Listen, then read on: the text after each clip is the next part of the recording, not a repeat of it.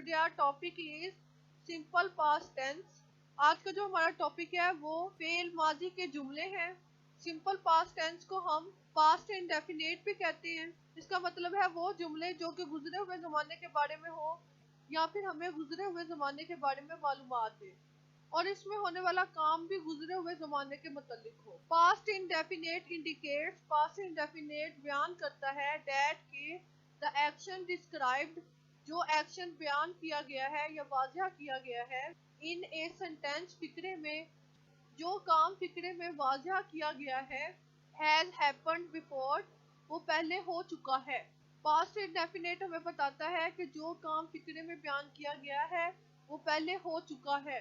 And is not a current happening, और ये मौजूदा दौर में वाक़या नहीं हो रहा है, यानी इसका मौजूदा दौर से कोई ताल्लुक नहीं है। एग्जाम्पल, शी वॉच्ड टेलीविजन, वो टीवी देखती थी।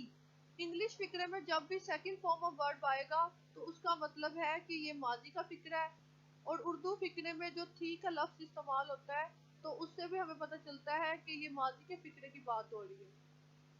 Identity, use second form of verb, माजी के फिक्रे में सेकंड फॉर्म ऑफ वर्ब भी इस्तेमाल होती है। इसकी उर्दू में डेफिनेशन पढ़ लेते हैं।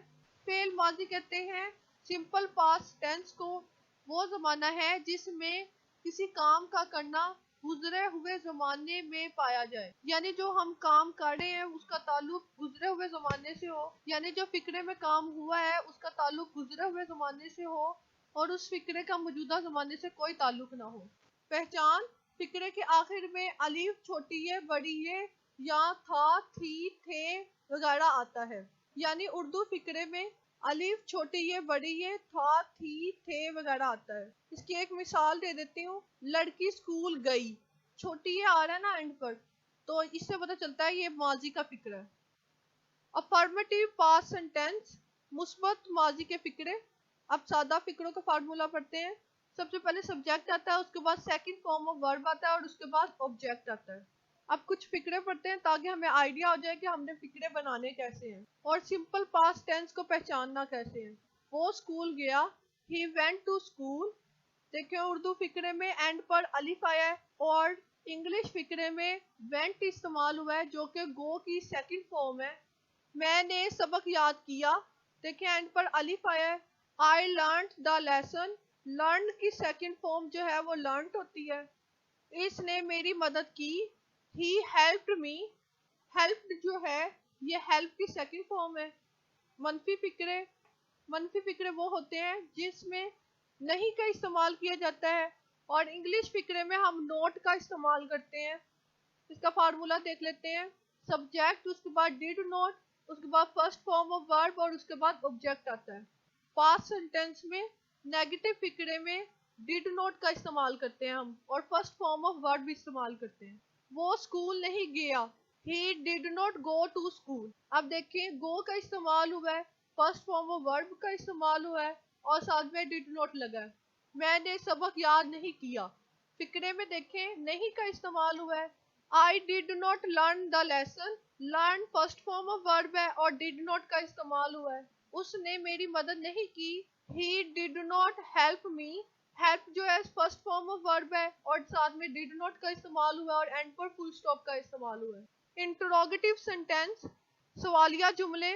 सवालिया जुमले उन जुमलों को कहते हैं जिसमें सवाल पूछा जाए और इसके शुरू में उर्दू फिक्रे में क्या आता है और अंग्रेजी फिक्रे में यानी इंग्लिश फिक्रे में इन्फिनिटिव आएगा यानी डिड आएगा। इसका फार्मूला पढ़ते हैं। पहले डिड आएगा, उसके बाद सब्जेक्ट आएगा, उसके बाद फर्स्ट फॉर्म ऑफ वर्ब आएगा और उसके बाद ऑब्जेक्ट आएगा और एंड पर सवालिया निशान आएगा। जिस तरह अफर्मेटिव और नेगेटिव फिक्रों में एंड पर फुल स्टॉप आता है ना, उसी तरह इंटरोगेटिव सेंटेंस में एंड पर सवालिया निशान आता है। सेंटेंस पढ़ते हैं। क्या वो स्कूल गया, एंड पर सवालिया निशान है।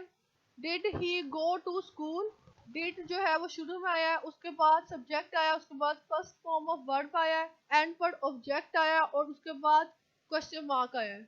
क्या तुमने सबक याद किया, did you learn the lesson, and पर क्वेश्चन मार्क आया है। डिड जो है वो शुरू में आया है और फर्स्ट फॉर्म ऑफ वर्ब आया है। क्या उसने तुम्हारी मदद की, देखिए उर्दू फिक्रे में शुरू में क्या है, इससे हमें पता चला है कि ये इंटरोगेटिव सेंटेंस है। एंड पर क्वेश्चन मार्क आया है। अब इसका इंग्लिश में पढ़ लेते हैं। डिड ही हेल्प यू, और एंड पर क्वेश्चन मार्क आया है। डिड जो है वो शुरू में आया है, उसके बाद सब्जेक्ट है, उसके बाद फर्स्ट फॉर्म ऑफ वर्ब है और उसके बाद ऑब्जेक्ट है। जब भी हम सिंपल पास्ट टेंस पढ़ेंगे उसमें अफर्मेटिव सेंटेंस जो होंगे उसमें हमेशा सेकंड फॉर्म ऑफ वर्ब आता है, और नेगेटिव सेंटेंस में हमेशा डिड नॉट आता है और फर्स्ट फॉर्म ऑफ वर्ब आता है। इंट्रोगेटिव सेंटेंस में हमेशा डिड जो है वो सब्जेक्ट से पहले आता है, एंड पर क्वेश्चन मार्क आता है और फर्स्ट फॉर्म ऑफ वर्ब इस्तेमाल होता है।